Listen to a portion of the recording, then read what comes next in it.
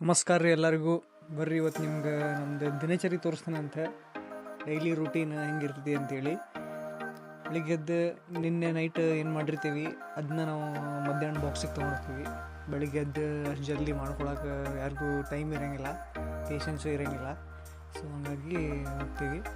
So ಇದು ನಮ್ಮ ಕಲ್ಲಿಗೆ ಬರ್ಬೋದು ಕಾರ್, ಇದ್ರೊಳಗೆ ಡ್ಯೂಟಿಗೆ ಹೋಗ್ತೀವಿ. ಮನೆಯಿಂದ ನಡ್ಕೊತ ಹೋದ್ರೆ ಒಂದು ಅರ್ಧ ಗಂಟೆ ಹಾಕಿದ್ವಿ, ಕಾರೊಳಗೆ ಹೋದ್ರೆ ಒಂದು 5 ನಿಮಿಷ. ಸೊ ಹಂಗಾಗಿ ಕಾರೊಳಗೆ ಹೋಗ್ತೀವಿ, ಬರೋ ಮುಂದೆ ಕಾರೊಳಗೆ ಬರ್ತೀವಿ.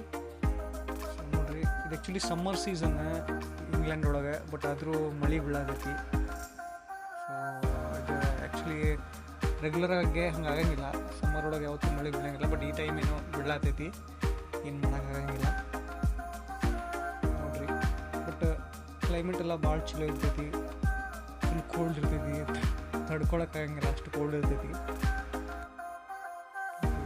ಹಾಸ್ಪಿಟಲ್. ಸೊ ಬಂದು ರೀಚ್ ಆದ್ವಿ, ಕೆಲಸ ಸ್ಟಾರ್ಟ್ ಮಾಡಬೇಕೀಗ. ಬೆಳಿಗ್ಗೆ 8 ಗಂಟೆಯಿಂದ 8 ಗಂಟೆಗೆ ಕೆಲಸ ಸ್ಟಾರ್ಟ್.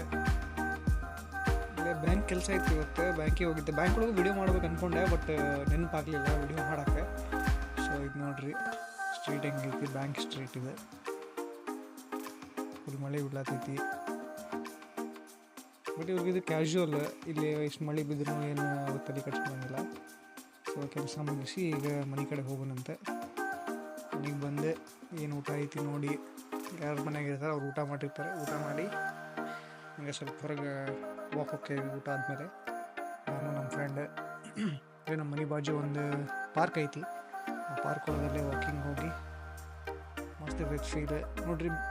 ಸಾಯಂಕಾಲ ಅಲ್ಲ, ನೈಟ್ ಆಲ್ಮೋಸ್ಟ್ 8 ಗಂಟೆ 8:30 ಆಗೈತಿ, ಬಟ್ ಅಂದ್ರೂ ಸಾಯಂಕಾಲದಂಗೆ ಬೆಳಕಿರ್ತೈತಿ.